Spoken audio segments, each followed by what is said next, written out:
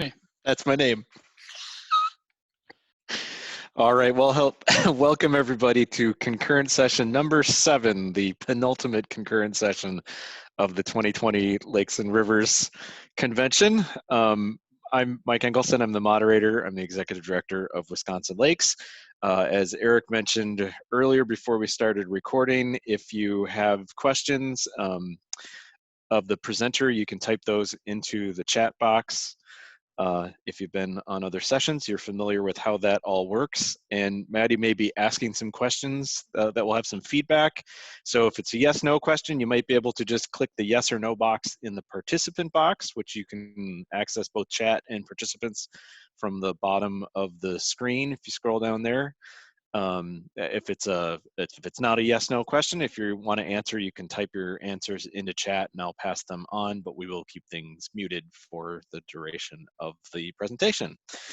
And so with that, this session is called Integrated Pest Management 101, and our presenter is Madi Johansen. Did I say that last name right? You did. Okay. As I started reading it, I thought, oh, is it Johansen? Madi Johansen is the Aquatic Plant Management Team Leader at the Department of Natural Resources for Wisconsin, and Team Leader for Aquatic Plant Management for, so she's the Statewide Aquatic Plant Coordinator and Team Leader for Aquatic Plant Management for DNR. She has a background in environmental policy, horticulture, and conservation. Madi believes passionate public service is crucial for effective environmental policy decision-making. She has extensive experience managing grant programs and conservation easements. Madi has a bachelor's degree in environmental policy from Drake University. Everybody welcome Madi. Thanks, Mike. Just to tap on that just a little bit more, I've sort of framed this, the presentation was initially designed to be an in-person presentation, of course, and so I have some questions for you all throughout, sort of as a check-in, as a true sort of 101 class, to make sure that you guys are picking up the salient details, and if you haven't, then I probably should explain something a little bit differently. So we're gonna try that with the chat feature here, and we'll play it by ear, and if it isn't going well, we can adjust on the fly. It's Friday afternoon. You've all been through a lot of presentations. So I've got a couple learning goals for you all for this presentation. Next slide. The first goal will be that you all get some familiarity with the history of integrated pest management. You'll be able to walk away with a working knowledge of the IPM definition itself. You'll be able to state why integrated pest management is important in regards to Wisconsin's aquatic plant management. And you'll be able to critically read the supplementary IPM guide that the DNR has in draft form right now. I'll discuss at the end how you all can get a copy of that and review it and provide comments for it. So diving right into the history of integrated pest management, it's colloquially known as IPM. The term IPM was really formally first used in the 1950s in California. The 40s, 50s, and 60s were really the big chemistry boom in California due to the agricultural center out there. A lot of pesticide and herbicide use, and entomologists were starting to look critically at how pesticides could be used to treat insects that were nuisances in agricultural environments. And Eric, I realize my slides are a little funky here. If you could go forward one quick.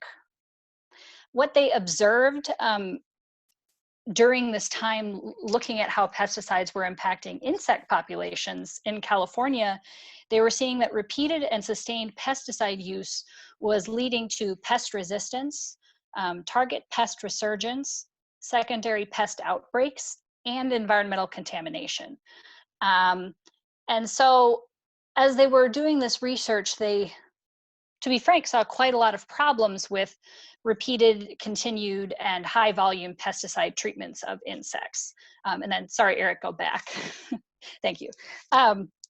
So that was when IPM was born. There were, I'm not going to go into specifics because it's not important for this, but There were a ton of different projects in particular agricultural fields.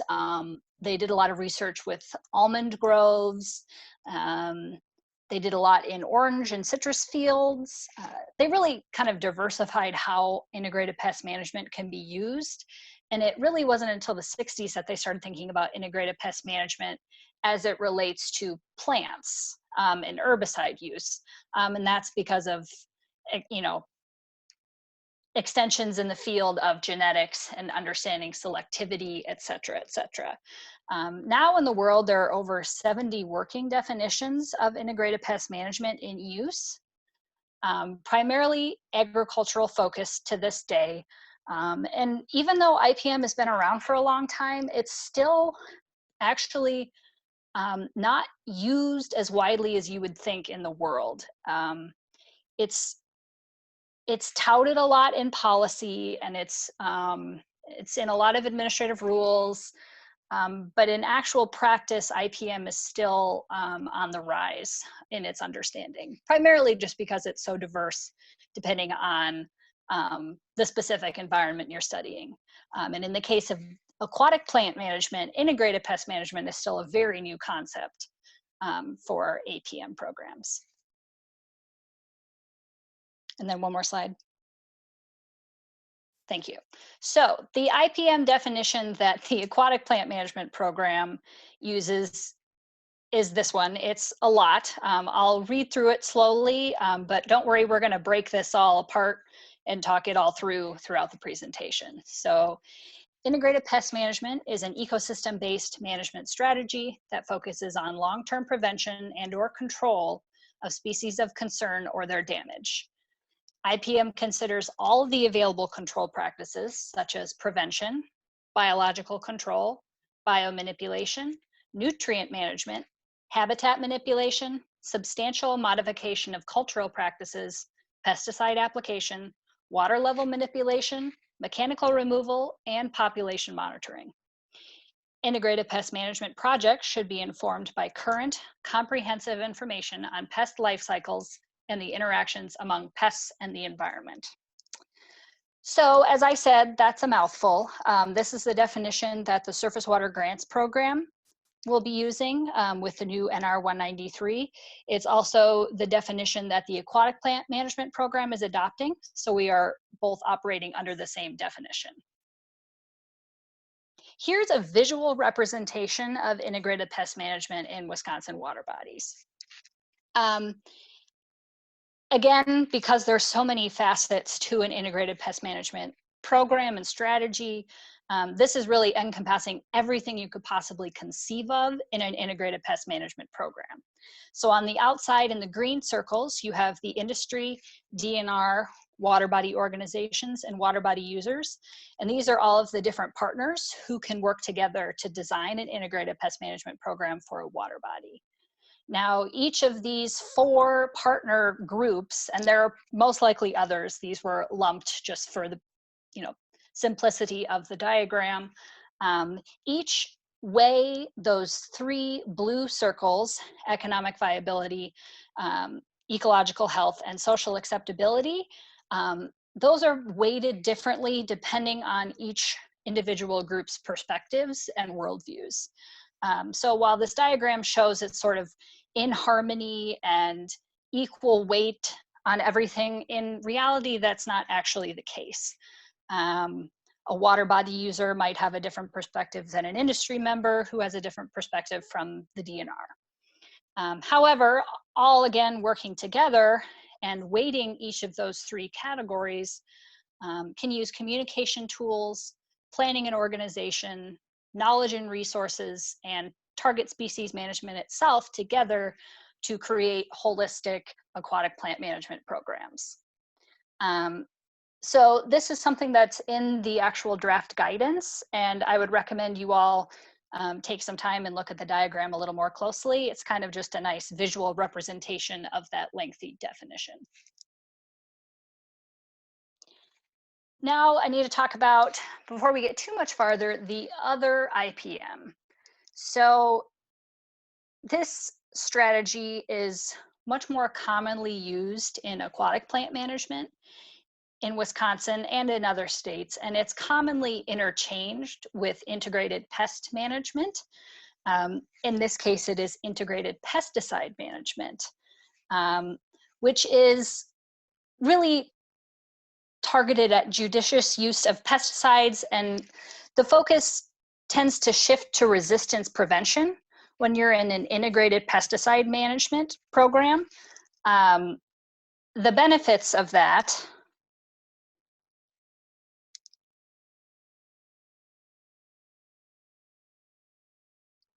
next slide, Eric. Thank you. The benefits of integrated pesticide management are the judicious use of pesticides, and the programs are easier to manage. Historically, when herbicide use was much more common in the APM program, or when the program really took off in the 80s, the herbicides that were available to use were generally not very selective, and we didn't have a lot of understanding about how herbicides move through water, and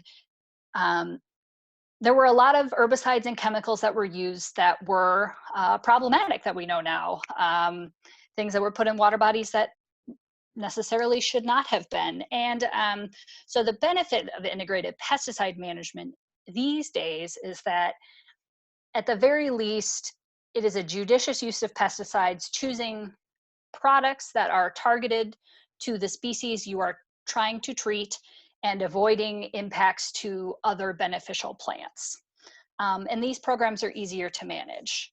And comparing that to integrated pest management, which has an ecosystem approach, it focuses directly on the impacts of the pest species, whatever that may be it an insect, a plant, a mollusk, anything to that effect. And it also limits harm to non-target species. So the challenges with each of these separate methods is that an integrated pest management can be complex. Clearly, as you read the definition and looked at that diagram, there can be a lot of moving pieces, and it really takes buy-in from all interested parties to create a really strong program. And once you've gotten to that point, I think it's really easy to go from there, but, getting that first integrated pest management program off the ground and running can seem like a daunting task sometimes. And so, however, with integrated pesticide management, it can quickly lead to a quick fix mentality where, because you're constantly targeting the symptoms, not the root causes of the nuisance aquatic plants, you quickly sort of get trapped in a hamster wheel cycle where you have to constantly be treating with herbicides in order to keep the aquatic plants down below, navigational impediment levels. And as an aside, in the aquatic plant management program, we sort of interchangeably use nuisance and navigational impediment. And the only reason we do that is in our administrative rules, nuisance is the word we use, but obviously nuisance means a lot of different things to a lot of different people. So the department really tries to use navigational impediment. So whenever I say nuisance or navigational impediment, they're meant to be interchanged. So the challenge, as I've said, with integrated pesticide management is you're really not addressing the root causes of the problem. And in the case of aquatic invasive species, really the root problem is human movement and human interaction with these water bodies. In most cases, aquatic invasive species are spread by human beings through a bunch of different vectors. And nutrient loading and similar problems are also driven by human influence on the environment. And, we can continue pesticide programs, and they certainly do their job well. However, they are not solving the underlying problems, which is why integrated pest management is sort of the overarching strategy that the department is encouraging lake groups to start moving towards, because it is much more ecosystem focused and holistic. So first question for the group, how are integrated pest management and integrated pesticide management different? And you can feel free to type in the chat box. You can take a couple seconds and think about it.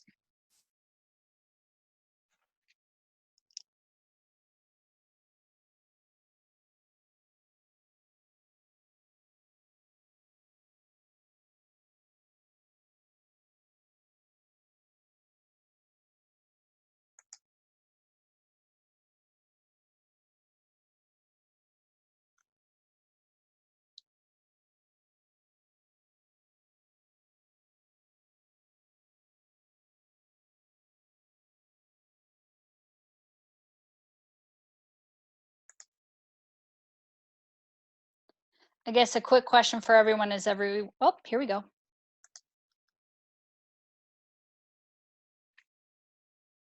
All right, Anna Cesar says pest management is holistic and looks at all perspectives.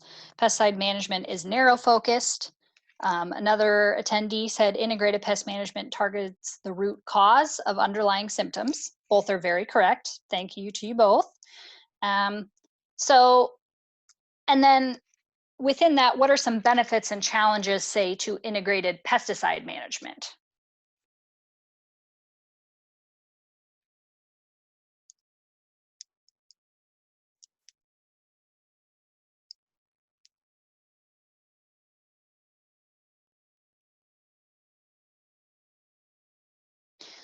So someone said a challenge with integrated pesticide management is off-target damage. Someone else said pest management determines what to do and pesticide management determines what to use. And a challenge, I'm assuming, of pest management would be that it can be too broad. Is that what you meant by that most recent comment? Or were you referring to okay, thank you. So, so you're saying that integrated pest management can be a challenge because it can be, when you're starting out, it can be a really broad scope and it's challenging to know exactly what approaches you should be using.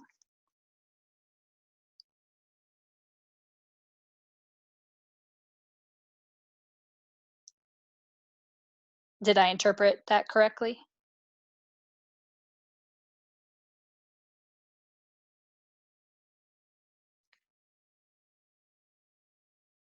Oh, okay. All right. So actually, she was referring to integrated pesticide management. All right. Well, thank you all for all those great responses. I think this is working fairly well. If this feels funny or weird to any of you or you're missing responses, let me know. Oh, here's another good one. Challenge to pesticide management is that the public seeing the application doesn't know what decisions were taken to do the application.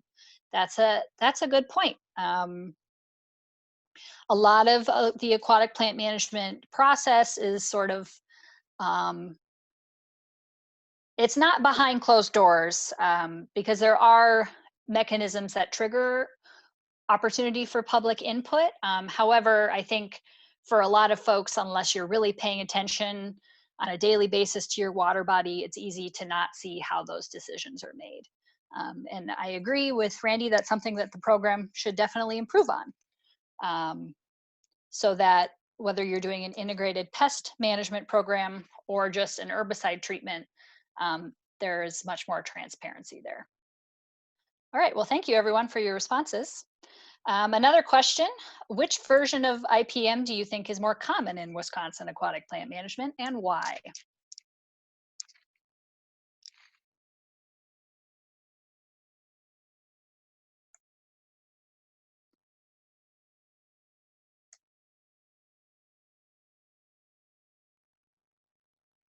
So is integrated pest management or integrated pesticide management more common?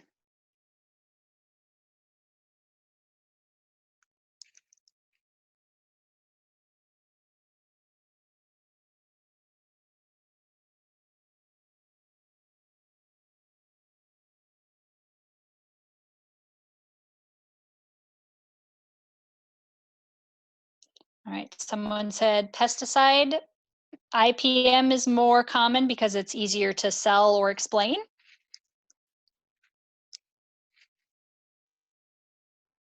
Anyone else have any thoughts here?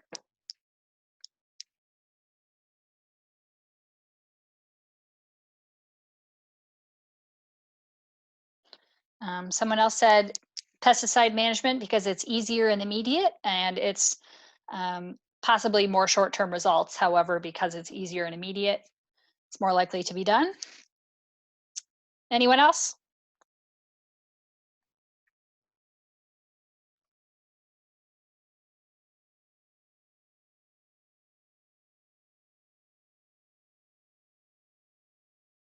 All right. Well, I think those are both correct. And someone else? Yep. So integrated pesticide management is definitely more common across the state in aquatic plant management right now.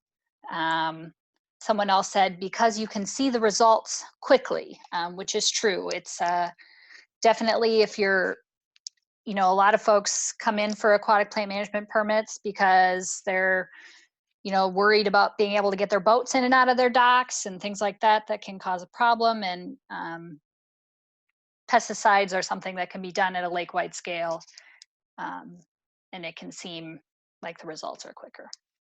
Yes. All right, I think we will move on from here. So now I'm going to get into the nitty-gritty of IPM and how it works. Integrated pest management focuses on long-term prevention of species of concern or their impacts by managing the ecosystem. So this is one of the first big components of IPM. It's long-term prevention of the species itself or its impacts by managing the ecosystem. So next slide. An example of prevention. Your water body has water quality issues and the species of concern is tolerant of higher levels of disturbance and nutrient loading. The species could potentially outcompete other organisms because it thrives in a more disturbed environment than some of your native aquatic plants. So what do you do in that situation? In an integrated pest management program, your first sort of steps would be to learn how your specific water body interacts with nearby waters. Are you, at the bottom end of a lake chain? Are you an isolated lake? Are you connected to a river system? Really trying to assess all of those questions. Identify sources of nutrient loading. This can be done at the whole watershed level or even just on the homes around your water body. Is everyone using good shoreline restoration practices? Is everyone being judicious with their uses of fertilizer, et cetera, et cetera? So really just taking a close look at where nutrient loading is coming from in your water body. And also determine the effects of everyone's behaviors, as I've alluded to. As we all know, human beings probably cause most of the impacts on our environment. And so it's really good to be self-conscious of how human beings on your water body can impact that water body. So beyond learning, the solutions in this situation would perhaps be prevention controls, such as nutrient controls, shoreline restorations, and prevention measures like clean boats, clean waters, or really just this situation would probably be more prevalent for a water body that does not have any aquatic invasive species at this time. So particularly a lot of the northern half of the state, just the healthier your water body is, the more balanced your ecosystem is, the more likely your ecosystem, even if it were to get an aquatic invasive species, would be balanced and healthy enough to be able to not really see extensive impacts of that aquatic invasive species. And obviously that's not a guarantee, but we know enough to know that having a healthier water body never hurts. All right, and another component of how IPM works You know, and this is probably one of the most important pieces beyond prevention. Monitoring and accurate species identification can help you decide whether management is needed in the first place. So this is assuming you've already gotten, say, an aquatic invasive species in your water body, and you're going, oh no, what do we do? And this is where you need to take a step back and really focus on understanding what is happening with that species in your water body. So you do that by monitoring. You check your water body to identify all of the species present, whether they be invasive species or not. You want to get a really good picture of your water body as a whole. It's really important that you correctly identify the species of concern. This comes up because there's a lot of aquatic invasive species that look awfully similar to some of their native cousins. And it's very easy for folks, milfoils probably one of the most common examples. Those milfoils, you know, if you're not a subject matter expert, can be really easy to confuse with each other. So it's very important that you correctly identify the species of concern. And then you want to take time to research the life cycle of that target species.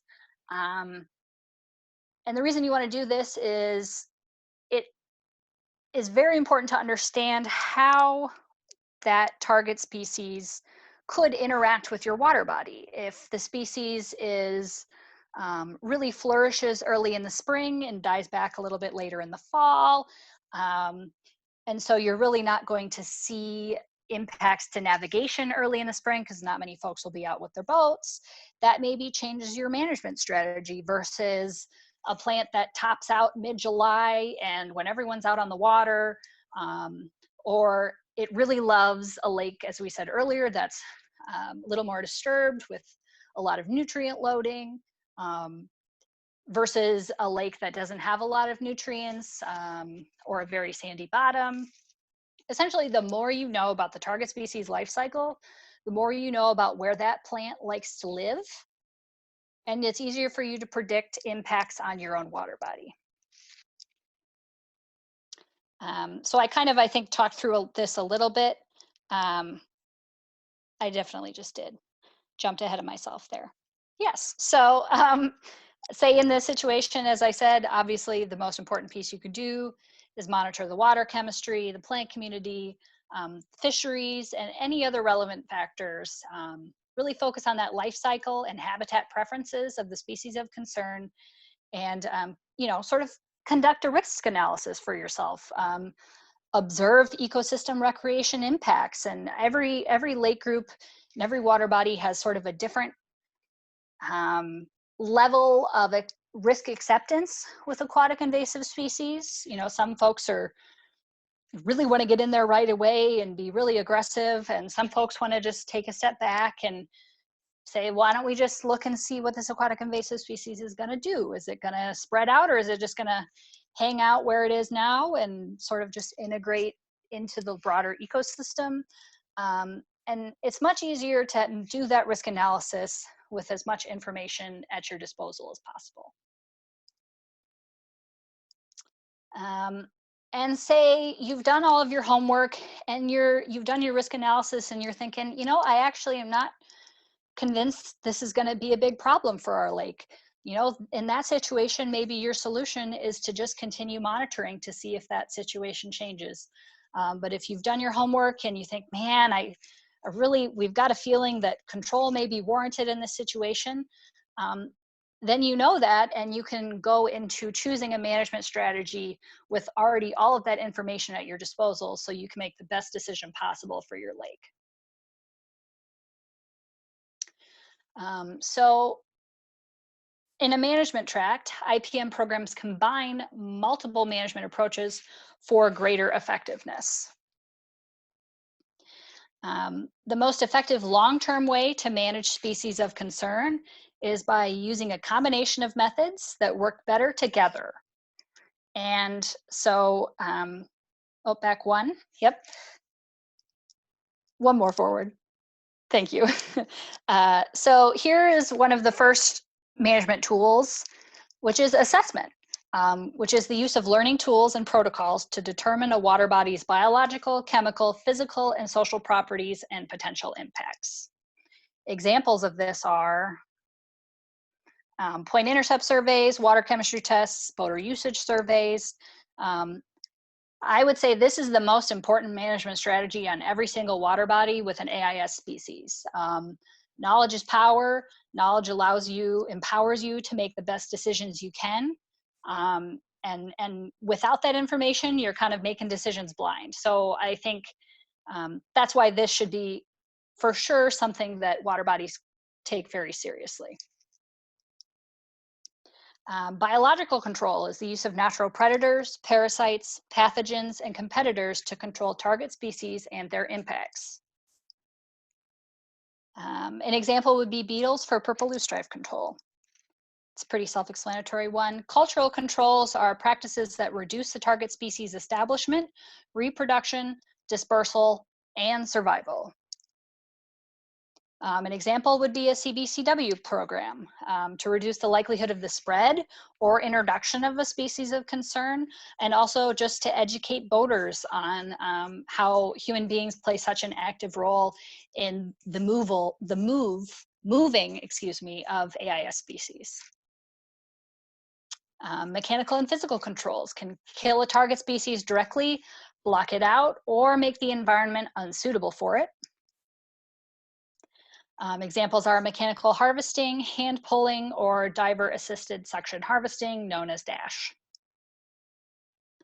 And chemical control, of course, is the use of pesticides and herbicides. In integrated pest management, pesticides are used only when needed and in combination with other approaches for more effective long-term control. An example would be a selective herbicide that will do the job and be the safest for other organisms and for air, soil, and water quality. Using a different pesticide every year is not integrated pest management, that's integrated pesticide management. And as we've already discussed, that's not really the goal of IPM programs. The goal is to combine a host of different strategies and really be creative and really target your management strategy to your water body and the impacts you're seeing from the species of concern. So just to recap some of those, can everyone name a few of the management practices you can use in an IPM program?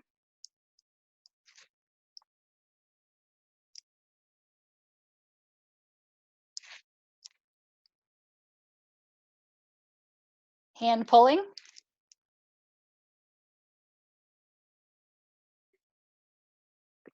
Assessment, DASH. Monitoring.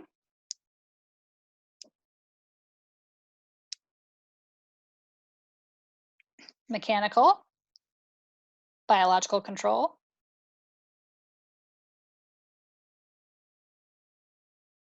All right, you guys get the gist. Anyone who's really familiar with the aquatic plant management world is pretty familiar with all of those different tools already. And chemical control.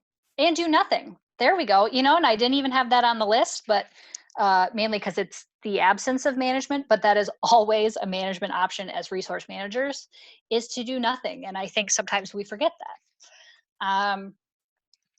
So how to use IPM programs. So we've sort of really talked through what IPM is, what the working definition is from the department. And now that you're familiar with that, kind of diving into how to use IPM programs. As I've said, it's not a single solution. It's a process. IPM is a process. And it can sound, as I said, intimidating because there's so many moving parts. However, it's really, when you really boil it down to its fundamental principles, it's common sense. It's looking at your water body. Do we have a problem in the first place?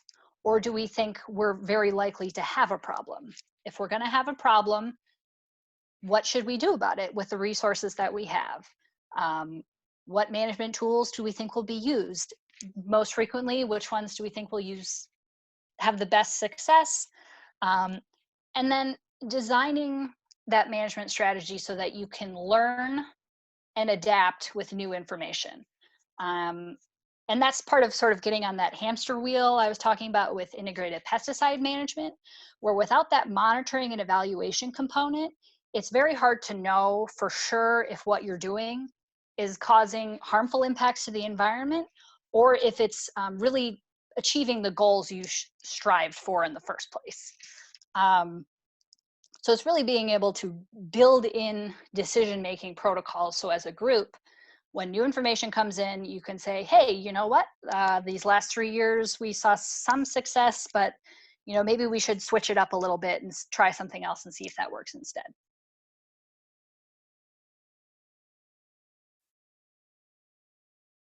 So these are the big 8 components of an IPM program.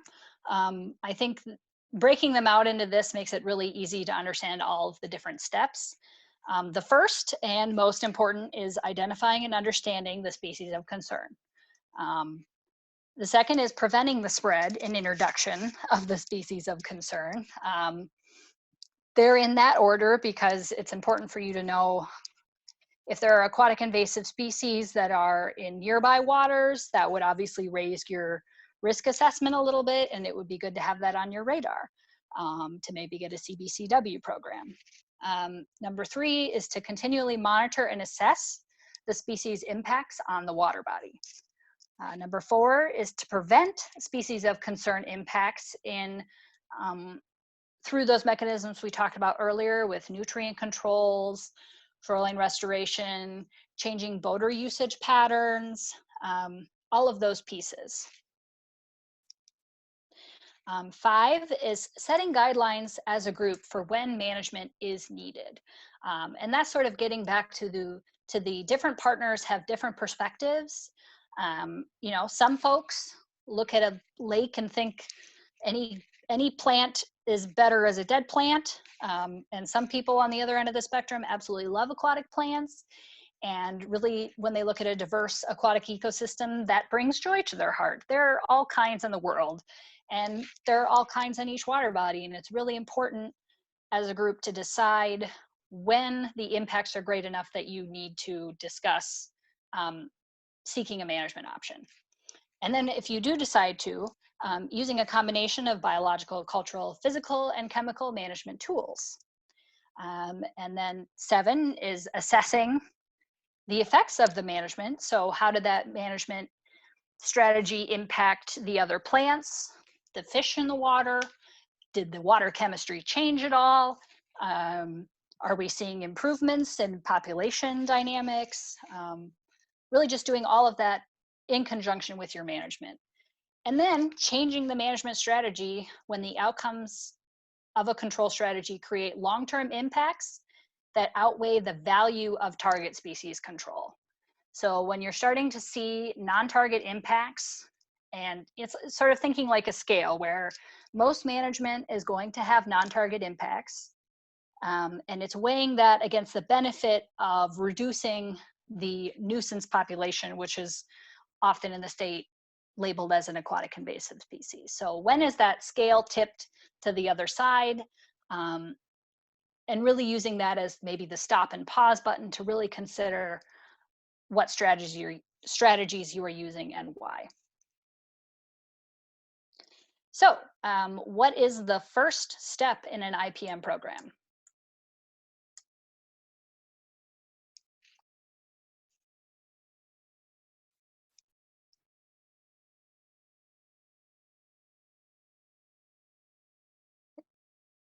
There we go. Kate Casson got it first. Identify and understand the species of concern and assessment broadly. Gold star to you too. I'm sorry to say also during this, I was going to have candy for the in-person version. So I'm sorry I can't give you any stars for all of your participation, but I greatly appreciate it. So why is identifying and understanding the species of concern important?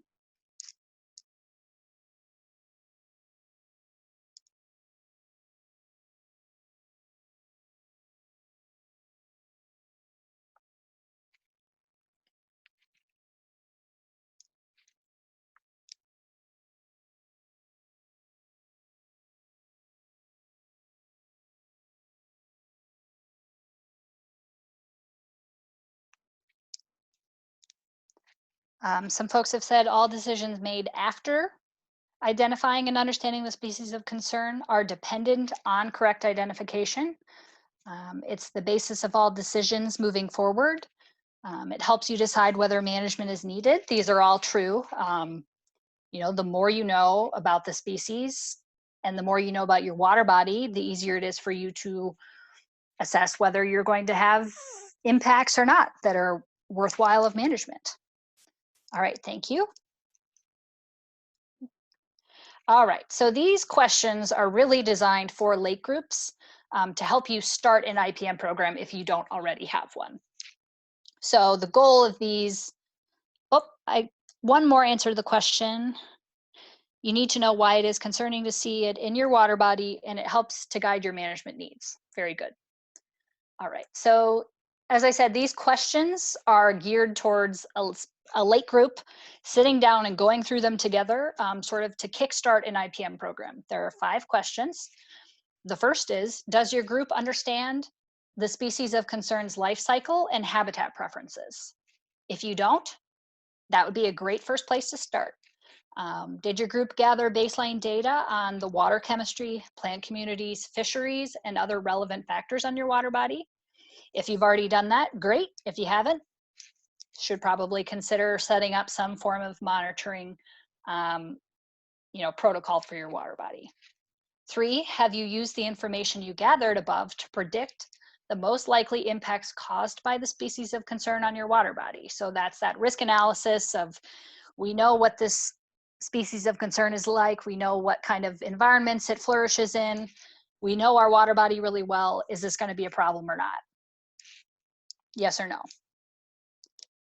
And deciding as a group what should trigger management for your water body.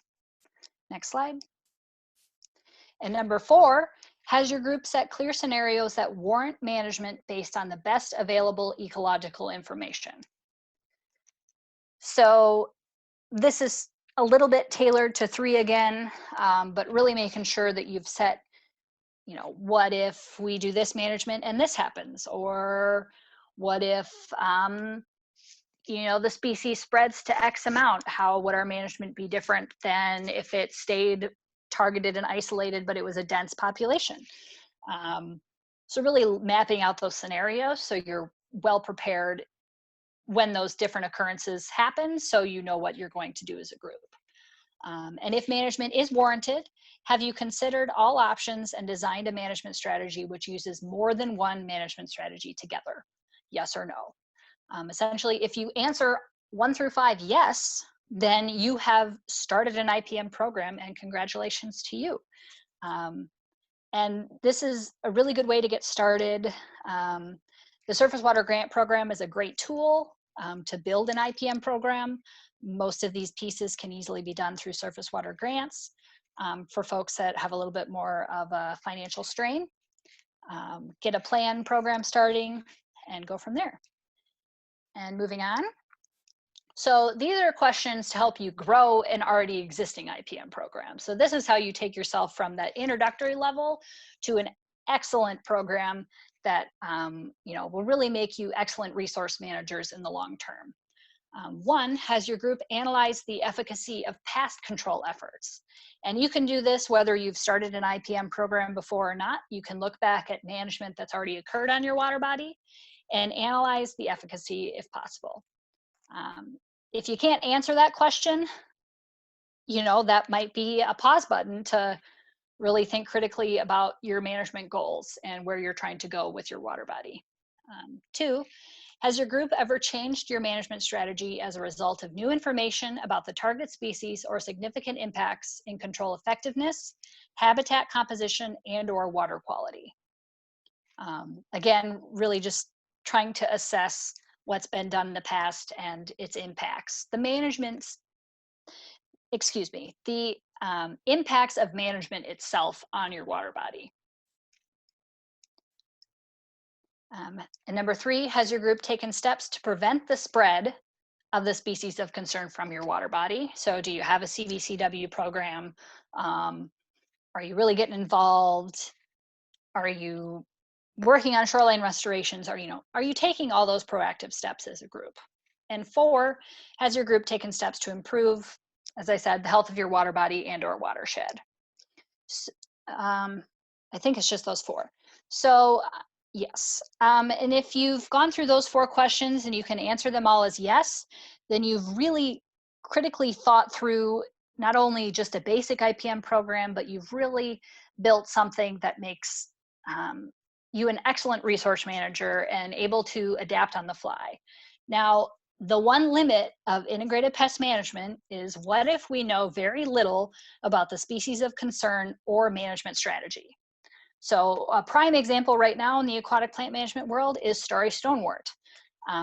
It's a relatively new species in the state, and we have a lot of learning to do on how that species interacts with Wisconsin water bodies, how it interacts with other native aquatic plants or even other aquatic invasive species. There's a lot we don't know. And so in that situation, since IPM is so focused on understanding the target species life cycle and habitat preferences, it's really hard to build an IPM program. And that's where adaptive management comes in. So I'm not going to talk about adaptive management today, but it is built into the DNR's guidance, which I think Ali sent a link to as well. But that's directly related to the surface water grants program. The aquatic plant management program has an almost identical guidance document. It's just worded a little bit differently since it's not related to grantees, it's just water bodies in general. So I would encourage you all to take a look at that guidance and read through the adaptive management section, because adaptive management is really tailored towards learning while doing. And starry stonewort is a great example of, we are learning while managing at the same time. And next slide. So the final question for you all, from what you've heard now, and some of you maybe were very familiar with IPM before this, some of you, this might have been the first time you've really thought about it critically. So from what you've seen today, why is integrated pest management an important tool for aquatic plant management? That's a big open-ended question, and I know. So.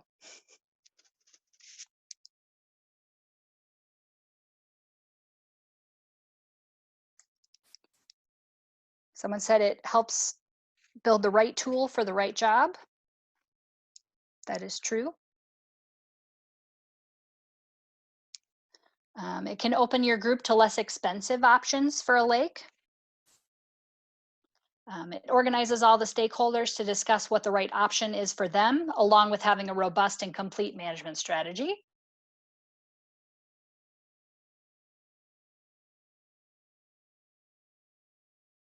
These are all great answers.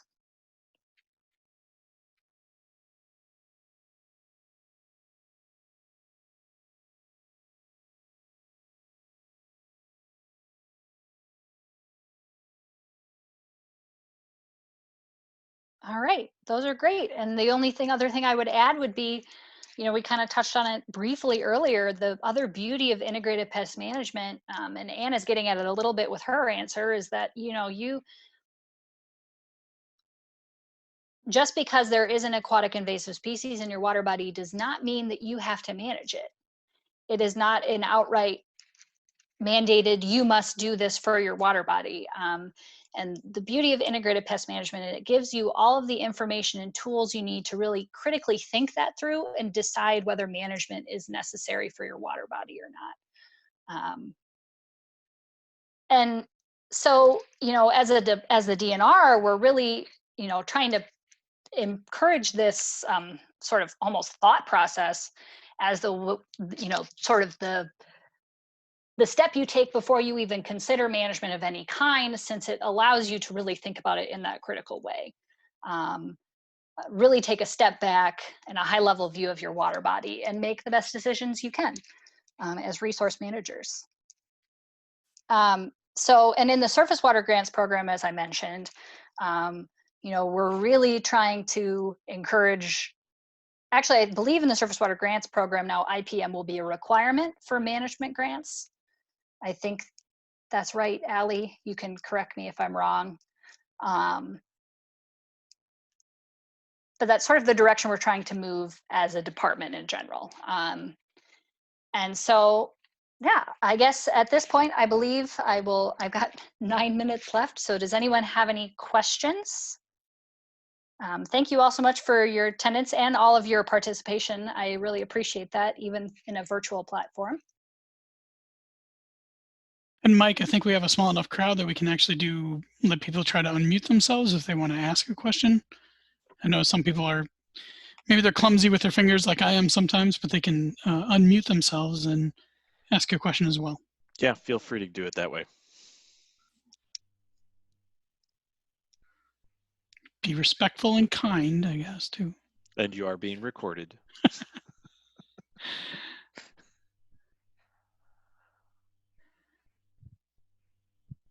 An example of nutrient control, a really small scale example would be shoreline restorations along your water body, creating sort of a buffer between your yard and the lake.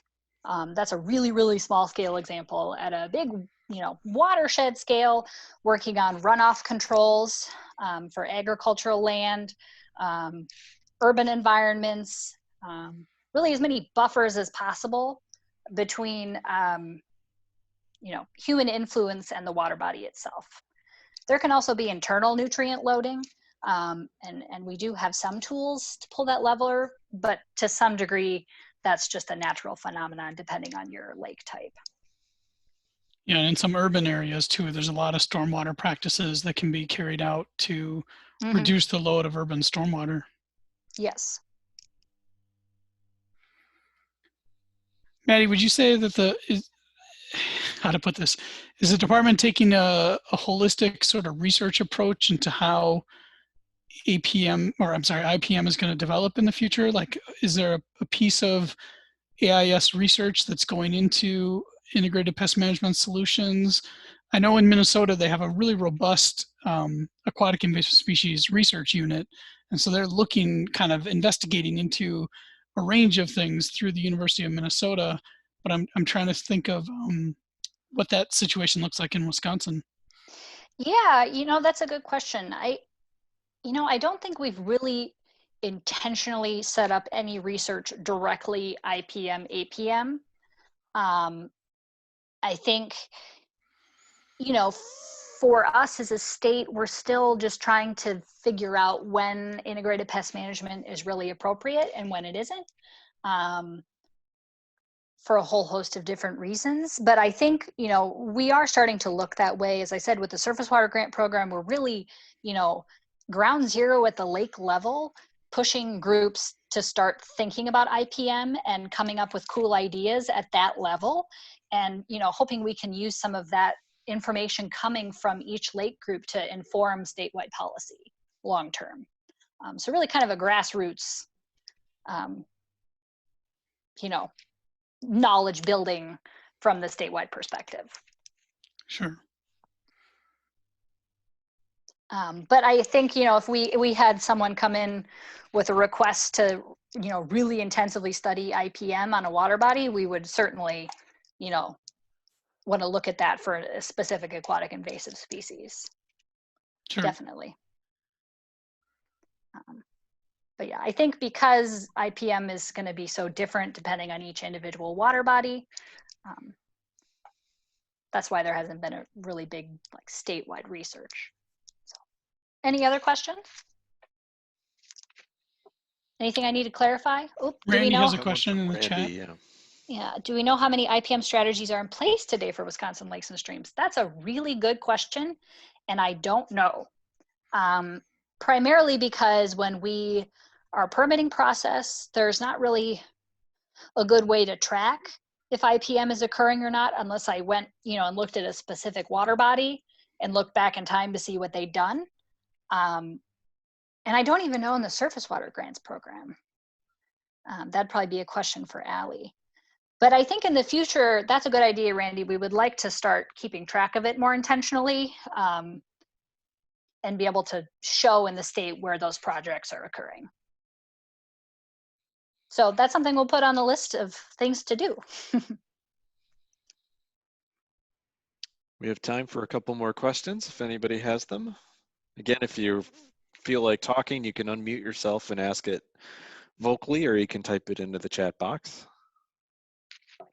I know Allie posted a link, and maybe I'll post it again. I think I can copy and paste it. We found out that in the text, in the chat feature, if you came in late to the meeting, you won't be able to actually access the earlier chat. So I'm just gonna post this back to everyone.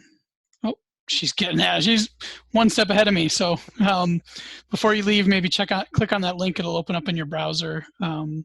You can peruse that. So we encourage people to take a look at that. And Allie, I think there's other ways for people to learn more about what's going on with the draft grant guidance. Yeah, and actually the specific IPM guidance for the aquatic plant management program will also be going out for the 21-day public review very soon, hopefully in the next week. And those are, I'm going to blank on where that link is. But there's essentially a roster of all department materials that are out there for public review. So anyone is welcome to take a look and provide comments or suggestions, and we'll happily incorporate them or clarify things in the guidance. You know, we really want this guidance to be a working document for lake groups to use. We want it to be easy to understand and easy to use. So if anyone has any thoughts on how to improve that, you know, please share them with us. I would greatly appreciate it. And we'll send notifications out on our Gov deliveries as well to let people know. So hopefully, if you're not on a Gov delivery for the department, would encourage you to do so we can keep you in the loop.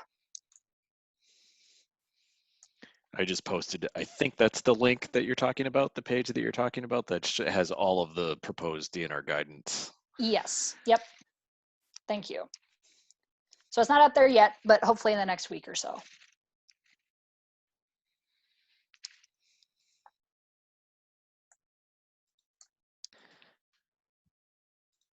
All right, any more questions? Otherwise, we can wrap things up. All right, well, thank you, Maddie. That was interesting and informative and engaging. We hope you all enjoyed that. Coming up next, the last concurrent session of convention will start at 2:45. If you're going to stick around for the next one in this stream, you can just remain in this Zoom meeting. And the next session here is going to be a twofer. It'll be a discussion of the Burnett County countywide AIS watercraft decontamination ordinance with Dave Ferris, the county conservationist for Burnett County. And then I'll be giving a presentation on emergency slow no wake ordinances, sort of the nuts and bolts of that. So that comes up at 2:45, and there are a number of other sessions going on elsewhere that you can get to through the agenda. The agenda, thank you. Words. Agenda at Late a in glance. the day, and Yep. I just posted that link. So if you click on there, you'll be able to get to that. Thanks again, Maddie. Let's all give a nice virtual chat to Matt, or clap for Maddie, and we got one session to go. Thanks everyone for attending this one.